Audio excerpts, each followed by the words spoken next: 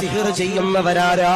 പ്രിയമുള്ള സഹോദരങ്ങളോട് പറയുകയാ, അയൽവാസി വീട് പണിയുമ്പോ, അവർക്ക് സമ്പത്തുണ്ടാകുമ്പോ, കുടുംബത്തിൽ ആരെങ്കിലും ഒരാൾ നന്നാകുമ്പോ, സുഹൃത്തുക്കളുടെ കച്ചവടത്തിന് ബറക്കത്തുണ്ടാകുമ്പോ സിഹിർ ചെയ്യുന്നവരോട് പറയുകയാ, അത് വൻപാപമാ, അവരെ നരകത്തിലേക്കുള്ളവരാ.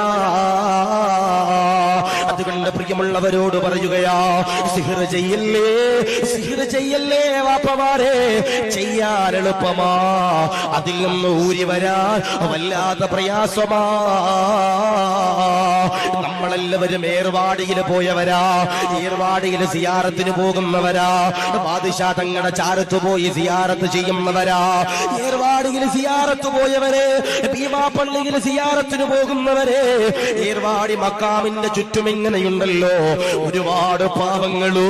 പഠിച്ചവനെ കരഞ്ഞുകൊണ്ട് അലറി വിളിച്ചുകൊണ്ട് കരഞ്ഞുകൊണ്ട് ഓടുന്ന രംഗങ്ങള് ഞാനും നിങ്ങളും കാണുന്നതാ. അതെന്തുകൊണ്ടാ? അത് സിഹിർ ഏറ്റവരാ. അല്ലാഹുവേ, സിഹിർ പോലുള്ള മാരകമാകുന്ന വിപത്തിനെ തൊട്ടു കാക്കണേ അല്ലാ. സിഹിർ ചെയ്യുന്നവരാരാ നരകത്തിലാ, സിഹിർ ചെയ്യുന്നവരാരാ നരകത്തിലാ. സിഹിർ ചെയ്തു കൊടുക്കുന്നവരാരാ?